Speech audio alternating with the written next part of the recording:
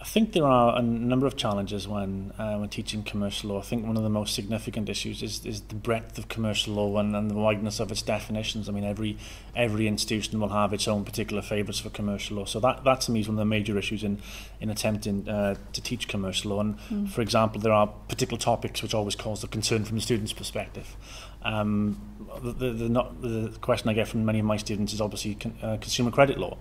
And I think within this book, because it brings a unique policy slant towards that topic, hopefully that will allow them to understand the reasons why the laws were introduced. Yeah, I think, as Nick said, commercial law is a very, very broad subject. And it also is a very complex subject, particularly particular topics within it. And students can struggle in terms of seeing commercial law in its whole context, but also with individual subjects. I mean, certainly I find students struggle with the law of agency and some of the particular aspects of the law of agency. And equally, they struggle sometimes with the distinction between civil law and criminal law, both of which appear regularly throughout commercial law. And students do have some trouble in working out quite where the divide is and what the impact of that divide can be.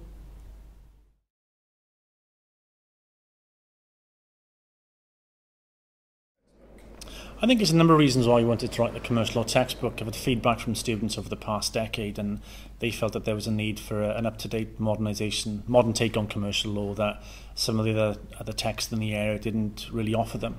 So that was the initial idea, and then obviously with a cup of tea with Margaret one day we decided to go ahead and write this new textbook. Yes, I think it's very important that students do have what they consider to be a very accessible text. And certainly over many years of teaching now, I think some of my students have struggled with what they perceive as being very dry work and have said, could they have something that would be more modern and perhaps put the subject into perspective better? So that's what we've tried to do, to combine both traditional aspects of commercial law, but in a more modern and more contextual way.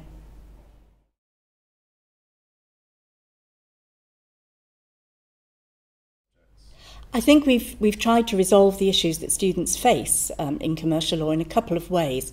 The two most particular being, firstly, in the actual writing style itself. It's written in what we hope will be a very accessible style and a very modern approach to writing.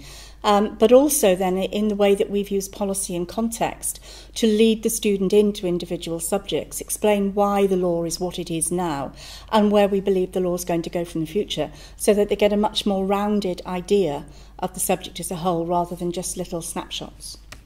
Yeah, I think you're right, Margaret. I think the policy aspect for me is one of the most innovative parts of this textbook, and when I taught this way to my students, they found that to be very reassuring, so they are able to understand where the law has come from. And I also think that the book then also has within it, for example, key questions for discussion. So not really revision questions, but it allows the students then to understand and actually pose questions to their own institution and their own academics, and maybe sort of get more information that way.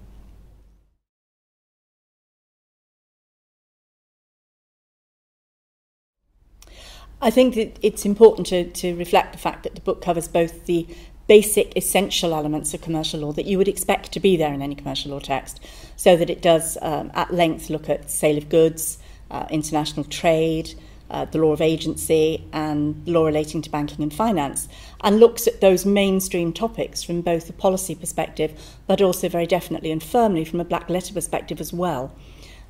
Before going on to look at other topics that fall within the more general parameters of commercial law. I also think what is interesting about the book is that it does also look at then sort of specific, sort of more modern areas in relation to commercial law. So, for example, it takes an impact of the credit crunch, the global financial crisis, how that impacts upon access to credit, where banks are no longer lending to companies and refusing credit.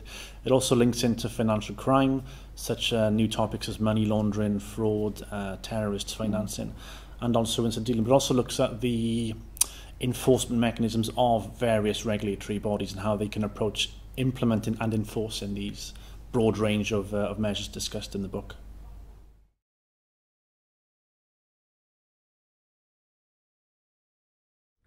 Yes, one of the most important features of the book is the use of the social media and in particular Twitter to keep students up to date with, in many cases, groundbreaking news stories. So, for example, if it isn't policy updates on the banking crisis or new publications by government departments, or new cases.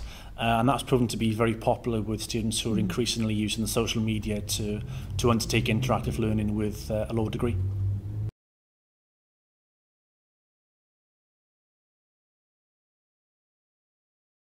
We've had a very challenging review process throughout the production of the work, and have had really positive feedback from both academics and students who've been consulted along the way. So we're really happy that at the end of the day, the book is going to achieve what we wanted it to achieve, of combining policy with black letter law in a very accessible way. And I've used this approach in terms of delivering my commercial law module to the students, and the feedback from them has been extremely positive. And they like, as Margaret suggested, the doctrinal approach in addition and combined with, in some cases, of the law and policy aspects of the book as well. Mm-hmm.